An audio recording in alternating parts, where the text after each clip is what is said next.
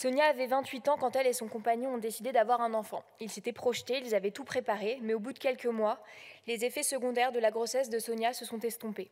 Et puisque l'Assemblée est représentative de la société, je ne doute pas qu'il y a eu des hommes et des femmes qui ont été confrontés dans cet hémicycle. Ce phénomène traumatique est pourtant largement minimisé. La fausse couche n'est pas une maladie, c'est une perte. Les femmes qui sont confrontées à une interruption de grossesse spontanée doivent être dignement prises en charge et accompagnées, notamment sur le plan psychologique. C'est l'objet de cette proposition de loi, présentée par ma collègue Sandrine Josso, dont je tiens à saluer le travail. Le gouvernement a annoncé vouloir lever les jours de carence pour les arrêts maladie en cas de fausse couche. Nous saluons cette annonce, mais nous devons aller plus loin. Il manque quelque chose d'essentiel dans ce texte. La possibilité pour les patientes confrontées à une fausse couche et pour leurs partenaires de bénéficier d'un temps à soi, d'un temps de récupération psychologique et physique permettant de se remettre de ce traumatisme. Nous pouvons ce soir créer un congé fausse couche. Concrètement, il s'agira de permettre aux couples affectés par une fausse couche de solliciter auprès de leur employeur un congé de 3 jours ou 2 pour les 2 parents.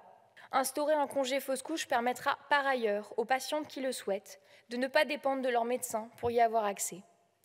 Enfin, la création d'un congé fausse couche permettra de lever le tabou persistant sur ce phénomène traumatique et de reconnaître une réalité vécue par une femme sur 10 aujourd'hui en France. Ça ne doit pas forcément être l'un ou l'autre. Le dispositif d'arrêt maladie, il peut être complémentaire d'un dispositif de congé. Mais moi, je vais vous dire que nous sommes plusieurs dans cet hémicycle à avoir échangé avec des femmes qui veulent en parler et qui veulent que ce soit reconnu et qui veulent qu'il y ait un nouveau droit qui soit ouvert. Et en plus, vous nous vantez toujours le fait qu'on doit s'inspirer du privé. Et bien moi, je vais vous donner un exemple dans le privé. On a une boîte en France, très connue, une entreprise, L'Oréal, qui l'applique et ça fonctionne. Donc pourquoi est-ce que nous aussi, on ne prendrait pas nos responsabilités et on ne ferait pas la même chose? On peut laisser le choix à une femme de décider si elle veut voir ou non avec son médecin pour avoir son arrêt maladie, si elle veut en parler ou non avec son employeur et si elle veut ou non briser le tabou qu'il y a autour de la fausse couche. Je le dis, je le redis, il s'agit bien de laisser le choix aux femmes entre l'arrêt maladie et le congé fausse couche.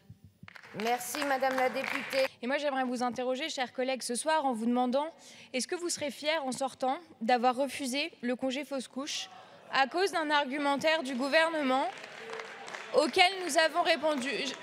Je pose la question, mais je comprends que ça heurte. Mais je vous dis juste, je vous partage ce qui, moi, est souvent ma boussole politique quand je dois voter. Je me pose la question, est-ce que je serais fière d'avoir voté ce texte?